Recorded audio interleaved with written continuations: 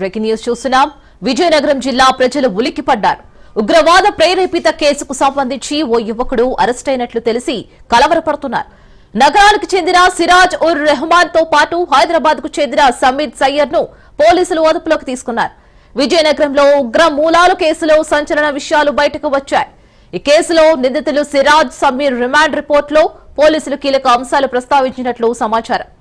6 వ్యక్తులు Insta group create చేసుకోగా ఇందులో సిరాజ్, సమీర్ తో పాటు కర్ణాటక, మహారాష్ట్ర యువకులు ఉన్నారని గుర్తించారు. ఈ 6 ముఠా 3 రోజుల పాటు హైదరాబాద్ లో కలిసే ఉంది. ఇక ఐసిస్ హ్యాండ్లర్ సౌదీ నుంచి ఇచ్చే ఆదేశాలు అమలుపై వీరు చర్చించారు.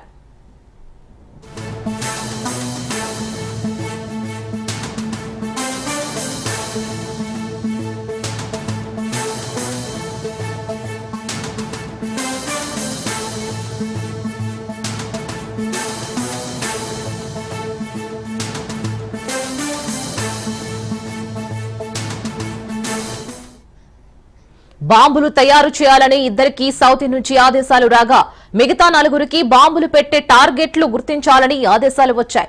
మరోవైపు అరెస్టు సమయంలో సిరాజ్ వద్ద భారీగా పేలుడు పదార్థాలు లభించాయి. ఈ కేసు విషయంలో ఎన్ఐఏ అధికారులు విజయనగరం 2 టౌన్ స్టేషన్ కు వెళ్లారు. ఎన్ఐఏ అధికారులు దర్యాప్తు ముమ్మరం చేశారు.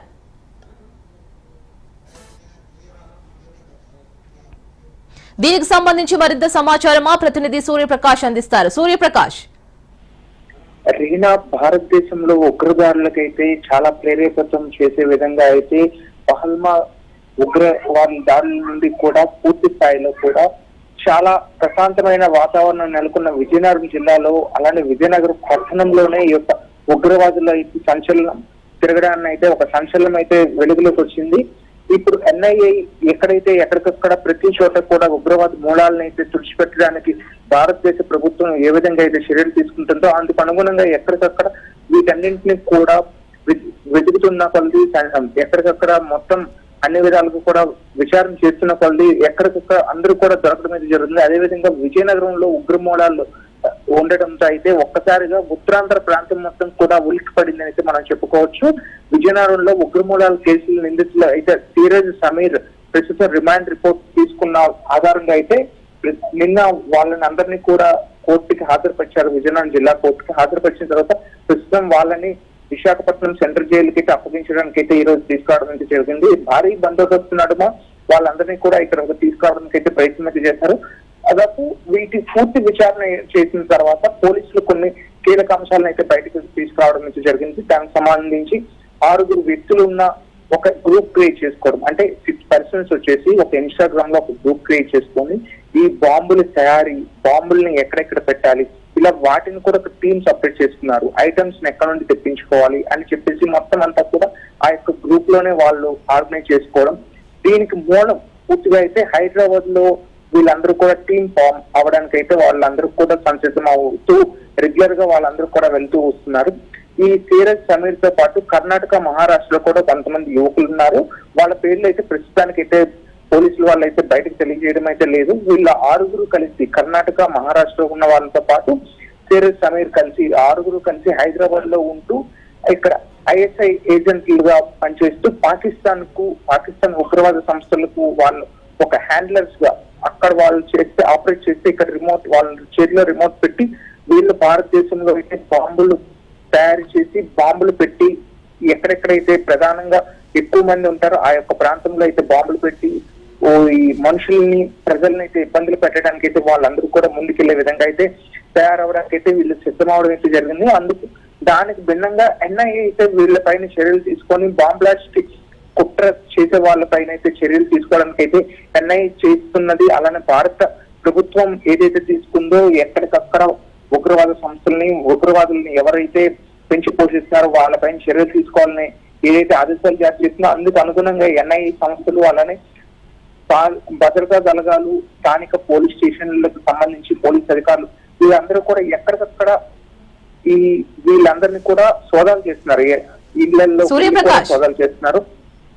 ఎప్పటికప్పుడు పాకిస్తానీలను తరిమి కొట్టే ప్రయత్నం చేసింది మొన్న ఈ మధ్య వరకు. కానీ వీరు ఎక్కడి నుంచి వచ్చారు, అలాంటి డీటెయిల్స్ ఎప్పటిలోగా తెలిసే అవకాశం ఉంది?